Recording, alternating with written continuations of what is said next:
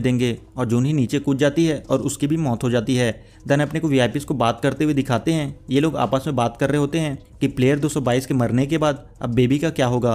कुछ का मानना होता है कि प्लेयर 222 के मरने के बाद बेबी को भी एलिमिनेट कर देना चाहिए और कुछ का मानना होता है कि उसे एज ए प्लेयर ज्वाइन करना चाहिए। और फ्रंटमैन डिसाइड करता है कि अगले गेम में वो लोग बेबी को प्लेयर 222 बना देंगे, जिसके अपने को दिखाते हैं कि प्लेयर्स को बताया जाता है कि 5वें गेम के बाद 16 प्लेयर एलिमिनेट हो चुके हैं और अब केवल 9 प्लेयर बचे हैं और अब बेबी प्लेयर नंबर 222 है।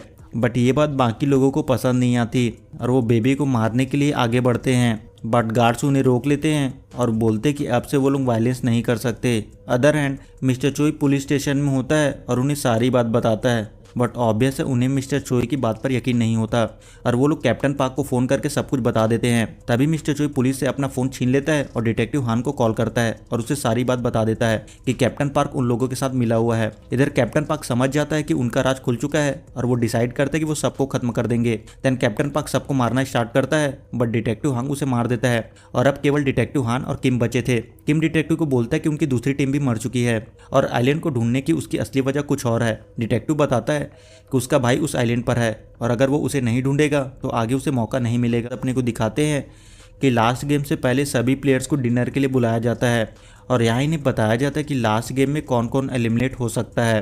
गार्ड्स बताते हैं कि आखिरी गेम में कम से कम 3 प्लेयर को एलिमिनेट होना है और वो कौन से 3 प्लेयर होंगे ये खुद वो लोग डिसाइड करेंगे और बाकी के प्लेयर इनाम के पैसे लेकर निकल सकते हैं। जिसके बाद वोटिंग स्टार्ट होती है और टीम वो वोटिंग जीत जाती है और फिर यहाँ जोंगदे अपनी एक टीम बनाता है और वो लोग डिसाइड करते हैं कि वो गीहुन और बेबी के साथ साथ प्लेयर 125 को एलिमिनेट कर देंगे और फिर पैसे लेकर निकल जाएंगे।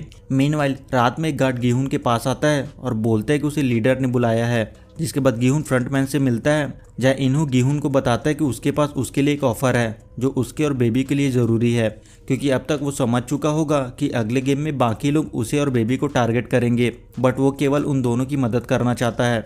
यहाँ इन्हू गीहुन को एक चाकू देता है और बोलता है कि अगर वो जाके बाकी लोगों को मार देगा तो अगला गेम 2 लोगों के साथ नहीं खेला जा सकता। और यहाँ इन्हू अपना मास्क निकालता है। इन्हू बोलता है कि अगर वो चाहे तो उसे मार सकता है, बट इससे कुछ नहीं बदलेगा और कल का गेम होकर रहेगा। बट अगर वो उन्हें मार देगा तो वो और बेबी बच जाएंगे, क्योंकि अगला गेम 2 लोगों के साथ नहीं खेला जा सकता और रूल के मुताबिक ये गेम यहीं ख़त्म हो जाएगा। जिसके बाद गीहुन अंदर जाता है और यहाँ हमें फ्लैशबैक में दिखाते हैं कि जब इन्हू गेम में था तो उसे भी एक ऐसा डिसीजन लेने के लिए बोला गया था और इन्हू ने सबको मार दिया था, बट गीहुन ऐसा नहीं करता।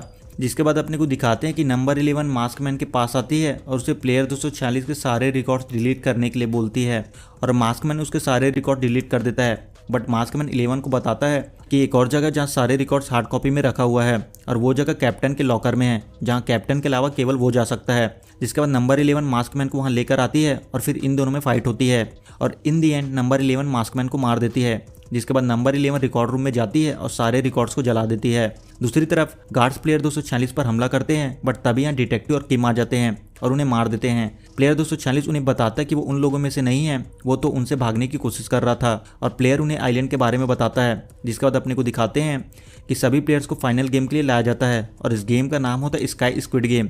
तो रूल सिंपल होता है, यहाँ 3 टावर होते हैं। सबसे पहले स्क्वायर टावर, उसके बाद ट्रायंगल और उसके बाद सर्कल, और इन्हें बिना गिरे तीनों टावर पार करने हैं। तो गेम ये है कि उन्हें जिंदा प्लेयर को नीचे ढकेलना है, उसके बाद ही बाकी बचे प्लेयर आगे जा सकते हैं।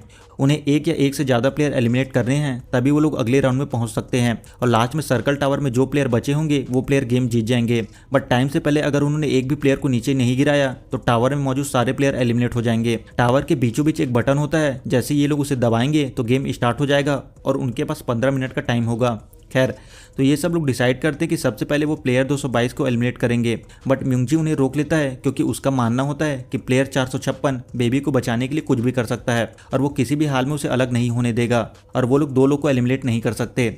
सो ये लोग डिसाइड करते हैं कि वो लोग पहले प्लेयर 125 को एलिमिनेट करेंगे और फिर ये लोग प्लेयर 125 को एलिमिनेट करते हैं और फिर सब लोग अगले राउंड में जाते हैं और फिर अगला राउंड स्टार्ट हो जाता है और ये सब लोग डिसाइड करते हैं कि वो बेबी को एलिमिनेट करेंगे। लेकिन प्रॉब्लम ये है कि गीहुन बेबी को छोड़ने के लिए तैयार नहीं होता और अगर ये लोग उन दोनों को एलिमिनेट करेंगे तो अगले राउंड में उनमें से किसी एक को मरना होगा।